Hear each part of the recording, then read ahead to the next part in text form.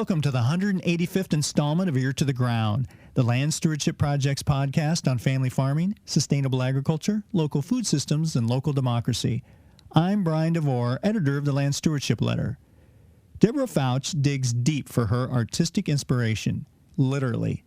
The Minneapolis artist is a master at creating works out of cloth, canvas, string, and various other bits of fabric that give viewers uncannily accurate insights into the environment and our relationship to it. Fouch has done pieces that show us the beauty and vulnerability of everything from oceans to entire continents. During the past few years, she's been focusing more and more on a part of the ecosystem that we all owe our existence to, but often give little thought: the soil. Fouch was inspired to portray soil by her late father, John McCleary, who was a government soil conservationist in Iowa. She has also been prompted by the strong feeling that we all need to learn to appreciate this key resource if we are to survive. An avid researcher and reader, Fouch finds the latest cutting-edge science related to soil biology exciting and strives to share that sense of wonder in works that showcase the complex beauty of the world beneath our feet. One of her works, called Soil Horizon, portrays the soil profile from the surface down deep into the underworld. Grasses quote-unquote wave on the surface, while roots trickle their way down through the rocks, microbes, and other elements that make up the biological basement.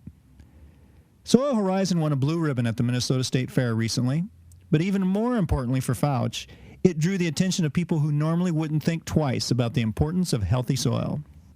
Showing that work at the fair led her to be introduced to people like Dan Gittner and Margaret Pennings, veterans in the sustainable farming movement. Since that successful showing, Fouch has met more farmers who care deeply about stewarding our soil.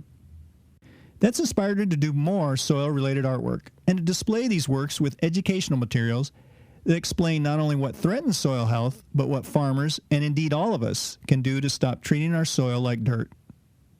I recently spent a few hours in Fouch's studio, where she explained what inspires her and provided some insights into her methods, which include a fair amount of research.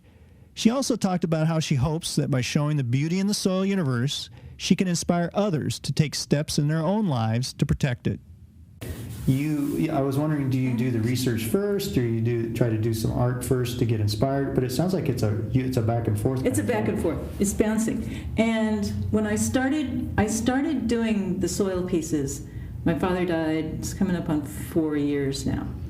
When he died, I started doing the rooted pieces, because your father dies, you start doing the rooted pieces. You just do. Yeah. And if he was a soil conservationist and he told you things, you went, wait, so this was a system.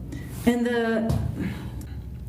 I was explaining to somebody, I was showing them the work, and I was explaining it to that the grass, when it dies, it feeds the seedlings. Like the generation before is feeding the generation after. It's that, and I went, oh God, that's me and my dad. So the work he did, I get to pick up, and that feeds what I do, and I get to tell that story in my way. Right. And the way he would go stand with farmers, because he grew up with farmers. He grew up on a farm. He grew up on both his grandparents' and his parents' farm, doing the work.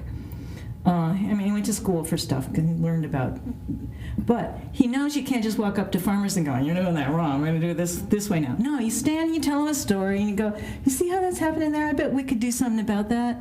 Right. We're just going to share some information here. I'm not going to come in hard-headed and tell you what to do. You know your land, and you don't want that washing away like that. Here's what I know. I think we could do something about that. Yeah. So, and he'd get in by standing there telling them stories, and then you hook them in with real information. Well, yeah, facts. Yeah. Where we're gonna do this together. And John's this charming guy that we want to. We like it when John pulls in with his truck, and we're gonna do this project together. So for me, it's the same things. Find the stories. Yeah. Find the stories. They're going to hook people in, and then there's the action you can take. Right. People appreciate that this is a living world, and it's it's interesting if you know about it. You're standing on this beautiful, beautiful system. If you're standing on this, you're standing on that. Right. And below that is some of that. I don't know, what was your kind of first breakthrough where you went, oh, this is how I can show soil or show this system? Or was there did you have it in your head how? No, I just did it. You just did it? I did it as a reaction to that. You know, I'm like, doing that work made me think of doing that work. So first I did just some little pieces, and then State Fair was coming up, and I always try to get a piece in the fair. That got in and got some kind of pink ribbon. That got in and got some kind of pink ribbon. The Soil Horizon that I did got a blue ribbon and sold in 5 minutes. And I've gotten 3-4 commissions off that because people are like responding to it. And this is the thing that made me want to do it more. I was doing that work as a personal work. So I was doing it because it was about, you know, my father, me. Right. And remembering what he had told me. So when I did the big piece for the state fair, I had it composed. So there was grasses on top, the living soil, the subsoil. I didn't have the words for all that. I just knew what it looked like because every year the Soil Conservation Service would give you this packet, and there would be this unit we did in grade school. Right. So you did it because you grew up in Iowa. Yeah. Well, it came from the Soil Conservation. So for me, it came from Dad. So once I had the thing completed, I went online just to see if I'd gotten it right. I didn't look at anything. I just did it. And I went and I found pictures and I went, well, shit, there it is. I did get it right. And they called it a soil horizon. I went, yeah, that's what that is. It's a soil horizon. Because I was just calling it, you know, soil. Right. But it's a horizon, and then it had the explanation that I remembered when I read it. You know, the subsoil is not that living thing that the living soil is, and I love this.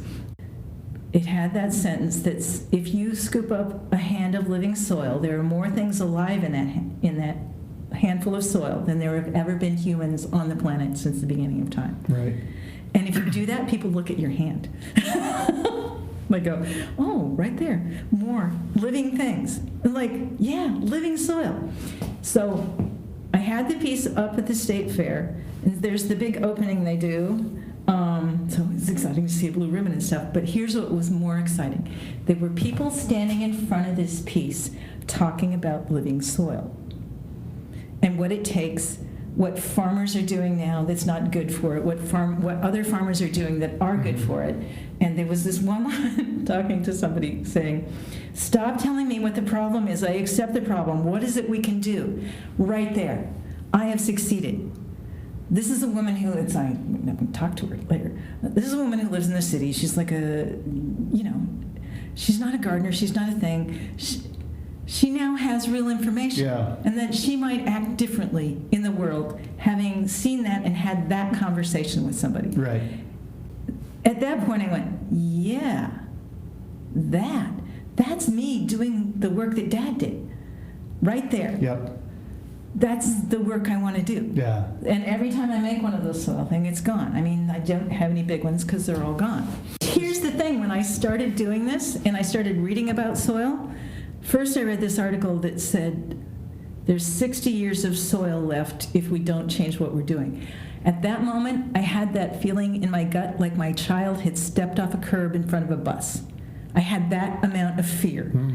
So if you have that amount of fear, you either have to take some kind of action or, turtle up. Yeah. But then the more I read, the more that there are people actually paying attention to that. And we're not just going to go forward and not address it. We're not. It's not going to be easy. It never is easy. But you have to speak up. So here's some work I can do. I can speak up in my way. And so how am I going to do that? I don't know yet.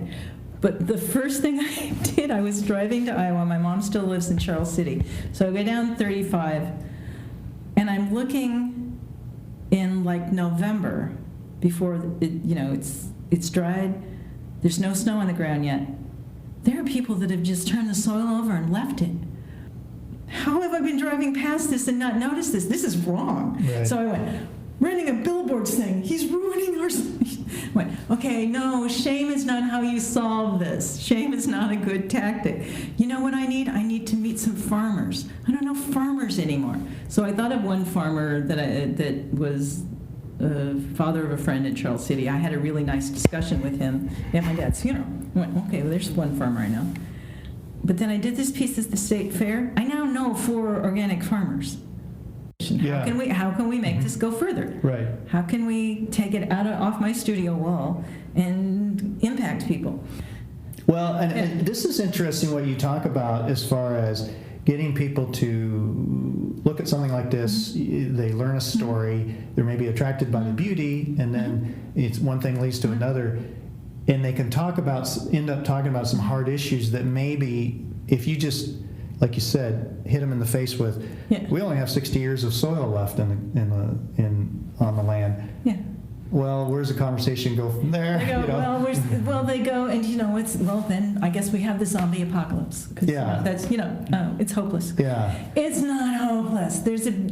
So on a day that I was feeling like, oh, please, give me some good news, I just went to Majors and Quinn, and I'm currently reading a book called Carbon, Soil, and Hope. It made me feel better. Yeah. It was a day I needed, give me some news about somebody's doing something about this, because I don't know what to do. So I know what to do. I'm going to do this. Mm-hmm. I'll do it as best I can, as far as I can. With all kind of the new science that's coming out about soil health, plus all the new, unfortunately, bad news that's coming out about the negative impacts we're having and how reliant we are on it, it's, in some ways, it's like you're never going to work yourself out of it. I mean, that's endless inspiration for more works, I would think. Yeah. You just have to keep doing the work. And when I'm frightened, I like going into deep time and big change. It settles me down. I'm going back to huge cataclysmic change. That's just the planet. But also change. Yeah. changes how the world works. It's the constant. Yeah. And know what the science is. Know what you're standing on top of. Know what it takes to have soil. Know that when it blows off, it's gone. Do you have some ideas in the back of your mind, or a wish list of, this is the thing I'd like to represent, but I'm not in that place right now, and maybe, or is it just all inspiration and you kind of go from piece to piece that way? I don't know if that makes sense. It's like the soil was my hook into the systems, and I'm going in many different directions off the systems, the soil being my home base in the way that fiber is my home base with what I do. I'm going to go where my interest takes me, but it's all tied to the system that we're living in. Mm-hmm. And the fact that I get to say to people, look at this fabulous system. Look at what the Earth is doing. Right now, there's what formed our planet. Mm-hmm. I like messing around with knowing a little bit about what the science is. I'm never going to be a scientist. And sometimes the details don't stick in my head, and I have to go, scientists know this. The thing I think would be interesting to pair with is to find people doing the science and do shows together with them somehow. Yeah. The science talk with the art. Yeah. Where then I don't have to learn the science. All I have to be is interested enough in something I read that I can see something that I can do. Mm-hmm. What I'd like is for the work to have an effect on people. Like farmers, there's no one thing you do. If it was just one thing you do, you'd go get a job and do that. But if you like doing, you're going to fix the tractor, you're going to do the fence, you're going to fix the barn, you're going to know how to do all kinds of things. So with me, I get to know how to do all kinds of things. And if I don't know how to do that today, I'm going to do this today. If I'm going to do this, I'm going to do that. And the thing that I know going forward is I want the work to be about, not just about how I love the world, but how there are things I see in the world that we need to address. And here I'm going to tell you the story about it. And what are you going to do about it? I don't have to tell you what to do about it. You'll go find your own thing to do about it. There are people that when they see a problem, they know how to solve it. I don't know how to solve the problem. I can tell you the system. I can tell you that it's beautiful. I can tell you that we need to do something about it. Scientists will do the research. I'm not going to go do the research. But if I can get people interested, maybe they'll fund the scientists. Maybe, whatever the connection is, right. Something will happen. It's ripples. All I can do is do the ripples out. And if I can passionately show you how I love the earth, then you can, we all, who doesn't love this? Yeah. What's the coolest thing you've learned recently about soil and kind of this research and going back and forth. That's just, you're like, wow. I mean, I never heard Dad refer to that. That just blows me away. I'm thinking more because I'm reading the book about soil and carbon and soil and hope. You can have the things that we want to have in our food system and still have the soil we need to have by moving things around, by farming, not in an older way, but in a smarter way, by actually accepting the premise of what's here. It's like shifting. It's more about knowing more deeply what the system is, not the surface, like this soil, this, and this. This is knowing what the microbes are, because my dad didn't talk about the microbes. He talked about, living and dying things, that living soil is living soil. But we know more about what the microbes are. We know more about that if it's pasture land for a while, people used to do that because it worked. Now we know why it works. We know more about the components. And we can lean in and help it more. Okay, the thing that I've read recently, and this is about forests as much as about anything, and the other plant life are doing it too. How trees are communicating with each other through fungus, and it's not just trees. Root systems communicate across land through fungus. Fungus is like a thing you try to kill off. There's all this fungal stuff that's really good for the planet and the soil and the things that are living in the soil. That is like, we should pay a lot more attention to that, how things are communicating underground. Because my father wasn't talking about that, how things are communicating through the root systems. Water in, water up. I get that. But communication over, like, this plant needs this, I'm going to send it through this root system, through this fungus. Knowing the systems is going to tell us more. Like, it feels like what we knew was the surface system. You could see it, That's just the surface knowing. That's not really knowing. You can see certain parts of it that if you show the horizon, you think you know something. But to know what's happening in this layer, to know what's happening in that layer, to know what what the fungus is doing, what the bacteria is doing, what the microbes are doing. Knowing that, because we're just dumping chemicals on it and we're destroying, we're like messing with it. Right. So that's the thing that keeps it alive for me. Yeah. I get to play with this stuff in a way that it wakes me up. And what I want the scientists to do is tell me what's happening here, the part I can't see. Tell me what I can do to support you supporting that. I'm going to show you how lovely it is. I'm going to tell you that it's a system. You tell me the details and what I can do to support that. My father told me this much. You guys, with your microscopes, you know more about this. This stuff with the fungus communicating, oh my God. Yeah. Like it's neurons? Huh. There's a connection to scientists who are doing the work that I'm talking about. I'm talking to people and I'm making connections, and I'm talking to people and I'm making connections, and then, we'll be like the roots underground connecting with each other. Yeah.